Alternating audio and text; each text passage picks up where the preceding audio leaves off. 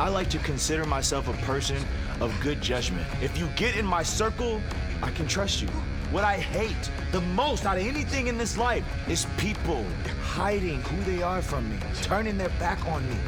You feel my energy, you ain't no friend of me. You say you love me, but you are an enemy. I know it's envy, I know it's jealousy. I know the truth, and what you pretend to be scared. So let's get this straight. Ricky Starks was never my friend. If I had a friend, my friend wouldn't be a punk-ass loser. The thing about people wanting to see you do good is that they never want to see you do better than them.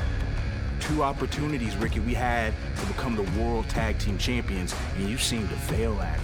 And what topped it off is you admitted what I knew all along, that you were a loser. For a guy that doesn't want to be friends with someone because I'm a loser, let's look at the facts, Jack. I have gone out of my way each and every time to make sure that we were always equal. A brotherhood, that is what I take to heart. And when you betray that, there's no coming back. You sure had a lot to say, didn't you, Hobbs? Ricky Starks, you told the world that you're okay with losing. I'm not okay with losing, Ricky. Everything was set up and you couldn't get the job done. You don't deserve to be a champion. You don't deserve to hold any type of title. What the hot God in heaven? What impact? You sit up there and you tell me that I am the blame. You had a seat at my table. If I ate, you ate, because that is what friends are about. Look at me, Ricky.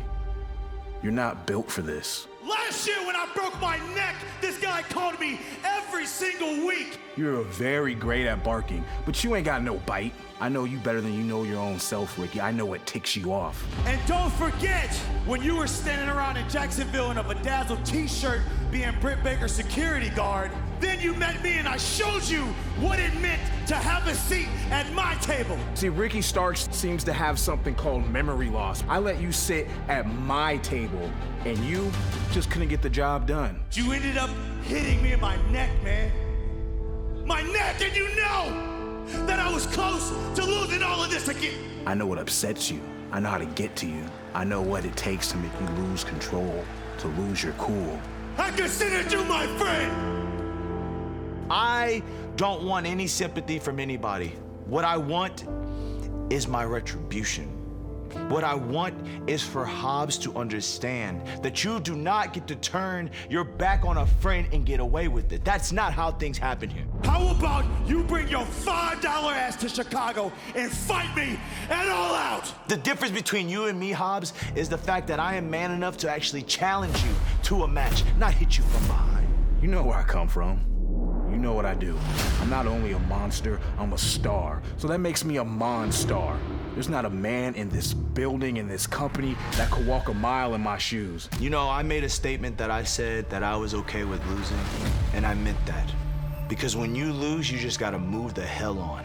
And at All Out, when I take care of you, Powerhouse Hobbs, I'll be honest with you, I don't know if I'm gonna feel some type of closure from it. Because the worst thing that you can do in this life is turn your back on Ricky Starks.